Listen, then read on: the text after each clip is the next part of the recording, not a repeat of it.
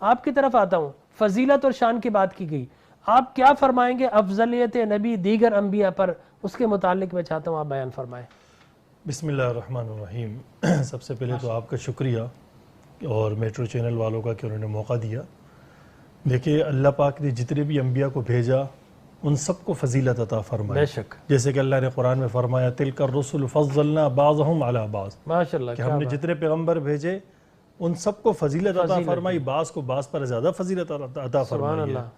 منہم من کلم اللہ، اور فضیلت کی ایک صورت بطور مثال پیش کی کہ ایک فضیلت کی شکل یہ ہے کہ کوئی اللہ سے بات کرے، سبحان اللہ، جیسے کہ حضرت موسیٰ علیہ السلام نے اللہ سے تکلم کیا، خطاب کیا، یہ ان کا ترہ امتیاز تھا، اس لیے ان کا یہ لقب لگا دیا گیا کہ موسیٰ کلیم اللہ۔ لیکن ہمارے اور آپ کے آقا حضرت محمد مصطفیٰ صلی اللہ علیہ وسلم تو خدا کے ان پیغمبروں میں سے ہیں جن کو اللہ پاک نے معراج کے موقع پر اپنے پاس بلایا اور ان کو نماز کا تحفہ بھی عطا فرمایا۔ اس کے بیچ میں ایک بات کرتا چلوں کہ پہلے جتنے بھی پیغمبر ہیں سب نماز پڑھتے تھے، ان کے پاس جو نماز کا حکم آیا وہ آسمان سے زمین پر آیا،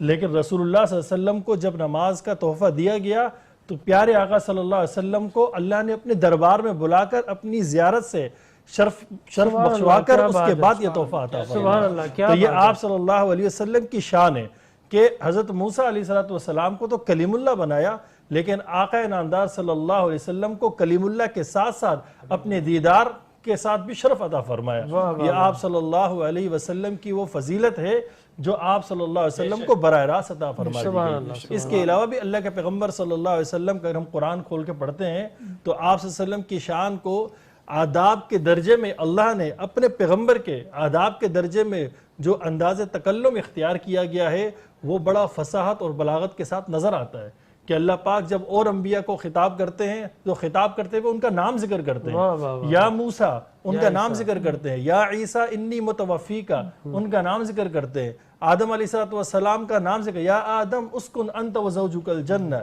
ان کا نام ذکر کرتے ہیں۔ اسی طرح آپ صلی اللہ علیہ وسلم کے جد امجد حضرت ابراہیم خلیل اللہ کا جب نام آتا ہے تو ان کو جب خطاب کرتے تو نام کے ساتھ ذکر کرتے ہیں، وَنَادَيْنَا أَن يَا ابراہیم۔ لیکن آقا نامدار حضرت محمد مصطفیٰ صلی اللہ علیہ وسلم کی جب بات آتی ہے اور ان سے جب خطاب کا تذکرہ آتا ہے تو آداب کے اس درجے میں اللہ جا کر ان کا نام لیے بغیر ان کے لقب کے ساتھ ان کو پکارتے ہیں، یا ایھا النبی جاہد الکفار اصل میں یہ ادب ظاہر ہے اللہ تبارک و تعالی خالق ہے، لیکن وہ اپنی مخلوق کو نبی کا ادب سکھا رہا ہے قرآن میں۔ ماشاءاللہ کیا بات ہے۔ تو اپنے مخلوق کو نبی کا ادب سکھانے کے لیے جس طرح ہم کسی بڑے بزرگ سے ملتے ہیں تو ان کا نام نہیں لیتے، مفتی صاحب، مولوی صاحب، امام صاحب کہتے ہیں، اسی طریقے سے ان کے القابات سے ذکر کرتے ہیں، اسی طریقے سے اللہ پاک